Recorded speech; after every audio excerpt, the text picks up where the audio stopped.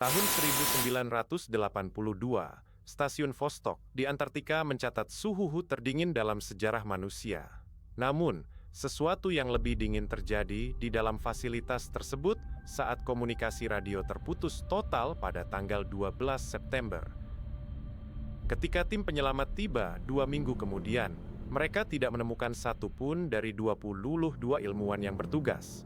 Meja makan masih hangat, namun koridor stasiun benar-benar kosong, tanpa jejak kaki di salju luar. Stasiun Vostok adalah benteng riset terisolasi milik Uni Soviet, di tengah gurun es paling ekstrem di bumi. Ke-22 peneliti di sana adalah ahli top tier dengan protokol keamanan ketat yang mustahil ditembus pihak asing. Hilangnya mereka bukan sekadar kecelakaan, ini adalah anomali sistemik yang sengaja dihapus dari buku sejarah resmi Soviet selama hampir 3 dekade lamanya. Pihak berwenang mengklaim bahwa evakuasi dilakukan karena kegagalan pemanas sentral yang ekstrem. Namun, bukti di lapangan menunjukkan pintu stasiun terkunci dari dalam dengan rantai baja yang utuh. Tidak ada tanda-tanda kerusakan struktural, tidak ada tanda-tanda pergulatan, dan tidak ada peralatan yang hilang. Mereka seolah-olah menguap tepat di tengah-tengah rutinitas kerja harian mereka. Mari kita beda apa yang sebenarnya tersimpan di bawah lapisan es ribuan meter di bawah kaki mereka. Sesuatu yang tersembunyi jauh sebelum manusia pertama kali menginjakan kaki di benua putih ini. Pertanyaannya bukan kemana mereka pergi, melainkan apa yang mereka temukan di lubang bor terdalam dunia, yang membuat mereka kehilangan akal sehat dalam hitungan jam. Mari kita tarik garis kronologi 24 jam terakhir sebelum insiden. Pukul 8 pagi, rutinitas berjalan normal dengan transmisi data cuaca rutin ke Moskow. Namun, pukul 14.15, transmisi data mendadak berisi rangkaian kode angka acak yang tidak sesuai dengan protokol meteorologi Soviet. Ini adalah tanda bahaya pertama yang diabaikan oleh Komando Pusat di Moskow. Pukul 19.30, seseorang di dalam stasiun mengaktifkan sistem alarm kebakaran tanpa ada api yang terdeteksi oleh sensor termal. Data internal menunjukkan bahwa suhu di dalam satu ruangan spesifik, yaitu lab pemboran, melonjak ke 45 derajat Celcius dalam hitungan detik. Ini secara fisik mustahil mengingat sistem pemanas hanya mampu menopang suhu 20 derajat Celcius. Data geolokasi dari sistem satelit melacak sinyal pemancar darurat dari lokasi stasiun yang bergerak perlahan menuju pusat danau Vostok di bawah es. Namun, tim penyelamat tidak menemukan jejak kaki atau kendaraan salju yang digunakan. Bagaimana mungkin 22 orang berpindah sejauh 15 km di atas hamparan es tanpa meninggalkan satu pun jejak di tengah badai salju? Kesaksian dari teknisi radio yang bertugas saat itu menyatakan bahwa sinyal terakhir yang diterima adalah suara frekuensi rendah yang sangat ritmis. Suara tersebut bukan berasal dari pita rekaman, melainkan detak jantung yang disiarkan langsung melalui radio frekuensi tinggi.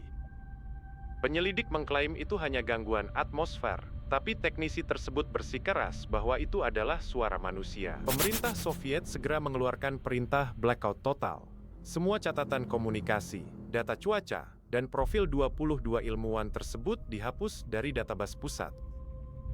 Foto-foto stasiun yang dipublikasikan setelah insiden tampak telah diedit menggunakan teknik retouching kasar yang menutupi area di sekitar pintu masuk utama. Apa yang mereka coba sembunyikan? Saat memasuki ruang logistik, tim penyelamat menemukan catatan harian utama milik kepala ekspedisi.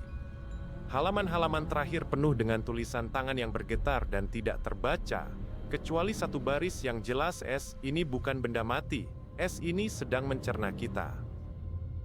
Analisis forensik pada kertas menunjukkan jejak salju yang mengandung senyawa kimia yang tidak ditemukan di alam bebas. Di dalam laboratorium utama, mikroskop tergeletak di atas meja dengan slide yang masih terpasang.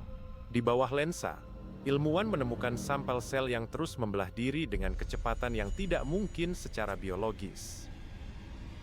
Sampel ini diambil dari lubang bor terdalam di Danau Vostok, sebuah ekosistem purba yang terisolasi selama 15 juta tahun dari dunia luar. Twist yang sebenarnya terungkap saat ditemukan rekaman tersembunyi di balik panel kontrol. Rekaman tersebut bukan suara manusia, melainkan frekuensi ultrasonik yang jika diperlambat, membentuk pola visual berupa koordinat geografis yang mengarah keluar benua Antartika. Ini bukan sekadar penemuan biologis. Ini adalah pesan terstruktur yang dikirim dari kedalaman es. Analisis DNA pada sisa-sisa pakaian yang ditemukan di stasiun menunjukkan kontaminasi genetik yang asing. 22 peneliti tersebut secara medis telah berubah secara genetik sebelum mereka lenyap. Struktur kromosom mereka menunjukkan jejak polimerasi yang mirip dengan organisme yang ditemukan dalam sampel air danau. Apakah mereka menjadi bagian dari eksperimen yang mereka sendiri lakukan? Pemerintah Soviet segera membakar seluruh fasilitas stasiun Vostok 2 bulan setelah evakuasi. Bukan karena kecelakaan, tetapi karena mereka tahu bahwa sesuatu di sana telah berkembang terlalu jauh.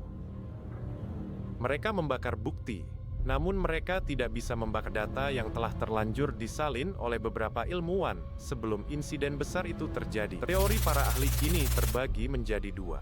Kelompok pertama percaya pada teori konspirasi alien, sementara kelompok kedua yang lebih rasional merujuk pada eksperimen rahasia Uni Soviet dalam menciptakan senjata biologis berbasis adaptasi lingkungan ekstrem. Namun, tidak ada yang bisa menjelaskan bagaimana 22 orang bisa lenyap dalam ruangan yang terkunci rapat. Misteri ini tetap menjadi salah satu noda hitam dalam sejarah eksplorasi Antartika. Stasiun Vostok modern kini berdiri kembali di atas lokasi yang sama, namun mereka tidak pernah lagi melakukan pemboran sedalam proyek tahun 1982. Mereka tahu batas yang tidak boleh dilampaui oleh sains manusia demi keamanan dunia. Apakah mereka benar-benar hilang? Atau mereka hanyalah subjek pertama dari eksperimen abadi yang masih terus berlangsung di bawah lapisan es?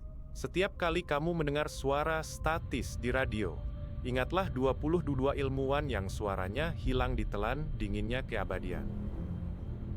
Jika kamu menyukai investigasi mendalam seperti ini, tekan tombol subscribe dan aktifkan notifikasi untuk kasus berikutnya.